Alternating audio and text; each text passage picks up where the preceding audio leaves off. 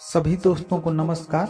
मैं आपका दोस्त चंदन राजभर और आप देख रहे हैं the king of story A to Z. दोस्तों, आज इस वीडियो में पूर्व कैबिनेट मंत्री माननीय ओम प्रकाश राजभर जी के जीवन से जुड़े राजनीतिक कैरियर के बारे में संपूर्ण जानकारी तथा इन्हें अपने जीवन के संघर्ष काल में किस तरह की कठिनाइयों का सामना करना पड़ा था, अगर आप भी जानना चाहते हैं तो इस वीडियो को लास्ट तक देखें। तो दोस्तों चलिए वीडियो को स्टार्ट करते हैं।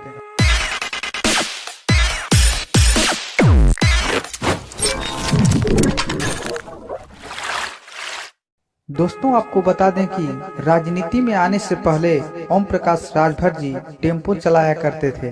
वे शुरू से ही बेबाक बोल के कारण विवादों में रहे हैं। यही कारण है कि उन्हें 2001 में बसपा छोड़नी पड़ी थी और साथ ही मंत्री पद भी गंवाना पड़ा था। दोस्तों, माननीय ओम प्रकाश राजभर जी का निवास स्थान फतेहपुर खौदा पोस्ट कटौना जिला वाराणसी में है। इनके पिताजी का नाम छन्नू राजभर उर्फ बग्गा सरदार था। राजभर जी के पत्नी का नाम तारामणि देवी है। राजभर जी अपने छात्र जीवन में टेम्पो चलाकर अपना खर्चा चलाते थे। बाद में कुछ पैसे होने पर उन्होंने जीप खरीदी और पैसेंजर ढोने का काम किया। इसी दौरान उनकी नेताओं से अच्छी जान पहचान हो गई और इसके बाद वे राजनीति की तरफ रुख किए। राजनीति में कदम रखते ही माननीय ओम प्रकाश राजभर ने पिछड़े वर्ग के लोगों के हक के लिए लड़ाई शुरू कर दी। राजभर जी ने 35 सालों के संघर्ष के बूते अति पिछड़ों के नेता के रूप में खुद को स्थापित किया। राजभर जी पूर्वांचल की 2 दर्जन सीटों पर प्रभाव रखते हैं। कहा जाता है कि बसपा संस्थापक कांसीराम से प्रभावित होकर माननीय ओम प्रकाश राजभर ने 1981 में सक्रिय राजनीति में कदम रखा। बहन मायावती ने भदोही का नाम बदलकर संत कबीर नगर किया तो राजभर ने विरोध किया, क्योंकि भदोही में भरों का इतिहास जुड़ा हुआ है। इस जिले में पहले भर राजाओं का राज चल रहा था और बहन मायावती जी ने भदोही में भरों के इतिहास को मिटाना चाहा और इसी वजह से 27 अक्टूबर 2002 में बसपा से अलग होकर माननीय ओम प्रकाश राजभर जी ने सुहेलदेव भारतीय समाज पार्टी का गठन किया। दोस्तों, साल 2004 के लोकसभा चुनाव में राजभर जी ने यूपी और बिहार में प्रत्याशी उतारे, लेकिन उन्हें एक भी सीट पर कामयाबी नहीं मिल पाई। हालांकि वोट प्रतिशत अच्छा रहा। साल 2007 के विधानसभा चुनाव में भी वे प्रत्याशी उतारे, लेकिन जीत नहीं मिली।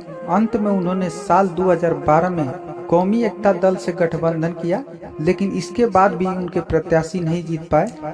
हालांकि अंसारी बंधुओं को मोहम्मदाबाद और मऊ सीट पर जीत मिली थी।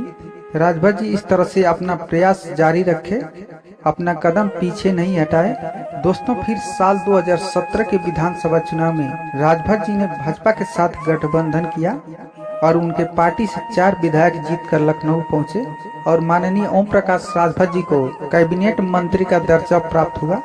राजभर जी ने जब भाजपा से गठबंधन किए तो उन्होंने एक शर्त रखा था कि जिन जातियों को समान रूप से आरक्षण का लाभ नहीं मिल पा रहा है और जिसके कारण उन लोगों का विकास नहीं हो पा रहा है तथा उनके बच्चे सरकारी नौकरी तथा सर्वोच्च शिक्षा प्राप्त नहीं कर पा रहे हैं, जो जातियां आरक्षण का भरपूर लाभ उठा रही हैं, इसलिए पुनः आरक्षण का बंटवारा करके जिस जाति का अभी तक विकास रुका हुआ है उसे दिया जाए ताकि वो भी आगे बढ़ सके।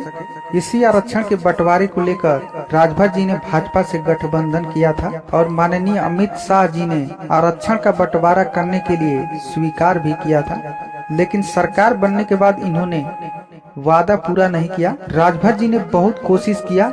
इन्होंने आरक्षण के बंटवारा को लेकर भाजपा के खिलाफ मंच का सहारा भी लिया, लेकिन कोई फायदा नहीं हुआ, सिर्फ मीडिया के सुर्खियों तक ही रह गए।